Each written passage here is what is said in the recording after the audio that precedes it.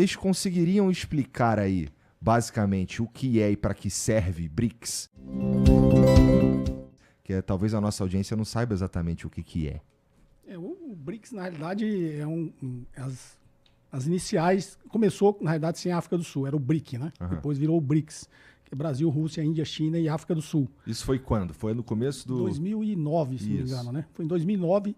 E aí, na realidade, foi até um economista americano que criou esse termo e os países, por iniciativa até do Brasil, né? Que decidiu realmente entrar em cooperação entre esses países e acabou se tornando um bloco, digamos, no início já com a intenção contra-hegemônica, né? Contra o sistema hegemônico mundial, que era essa ordem unipolar comandada pelos Estados Unidos, né? Desde o princípio, primeiro os americanos não levaram muito a sério. Até a posse do Trump, você via que ele não sabia, não entendia direito ainda o que era o BRICS.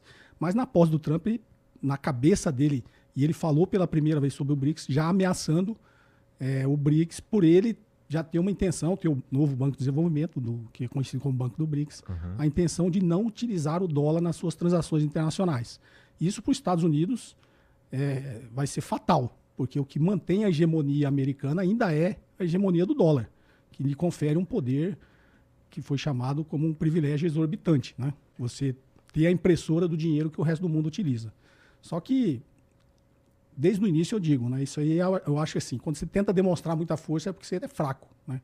Então a posição dos Estados Unidos, com a ascensão da economia chinesa liderando esse bloco, que é o BRICS, que hoje já não são só os 5 países originais, né? Já tem o próprio Irã, né?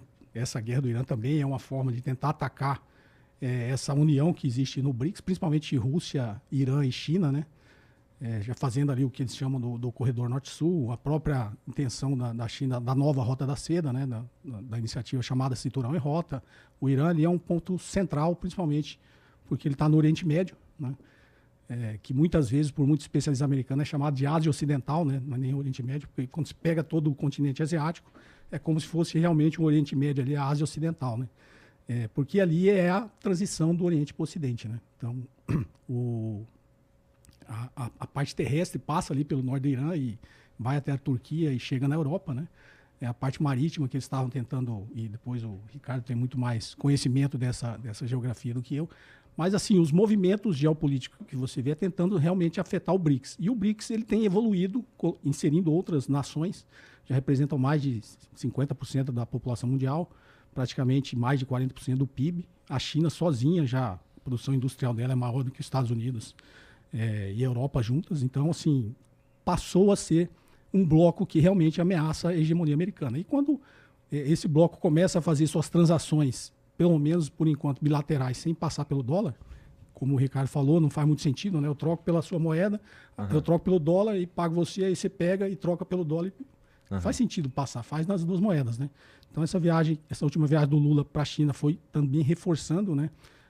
Indo além até isso. Depois a gente pode falar um pouquinho mais sobre essas estratégias do mercado financeiro, que é fazer swap cambial sem utilizar o dólar também, porque hoje todas as ferramentas que o Brasil e os outros países utilizam de swap cambial em dólar, né?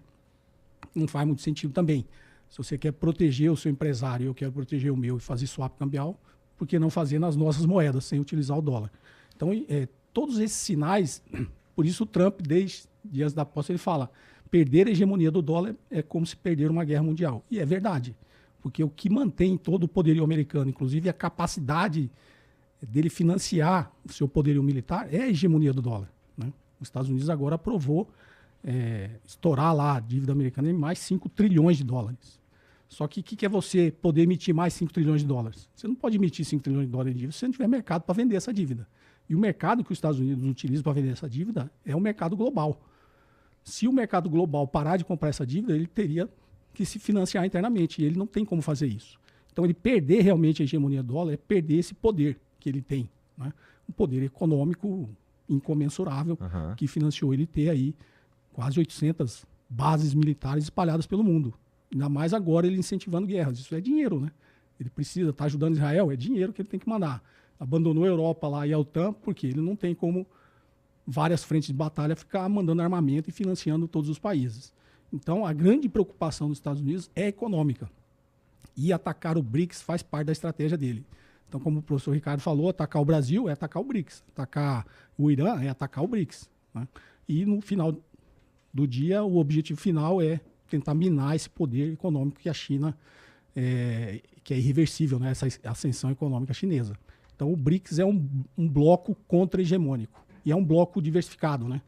Além de ter o BRICS, a China também tem feito vários acordos com o continente africano, na Ásia Central, então com a própria Rússia, a parceria que tem com a Rússia, com o Irã. A China tem atuado em várias frentes, mas um bloco que reproduz o que seria um bloco contra-hegemônico é o BRICS. Entendi.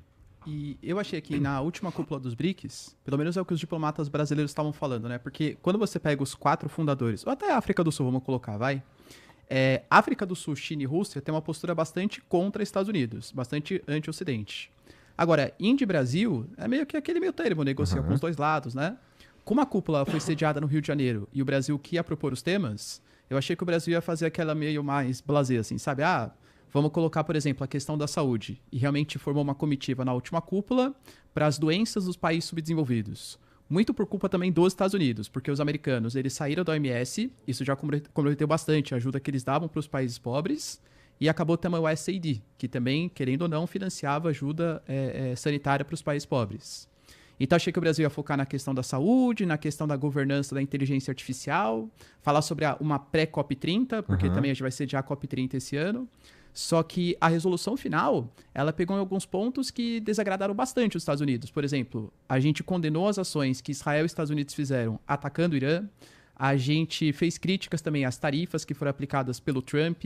Então, a gente adotou uma postura bastante política. Até a Índia também, né? Que também tenta ser mais neutra na situação.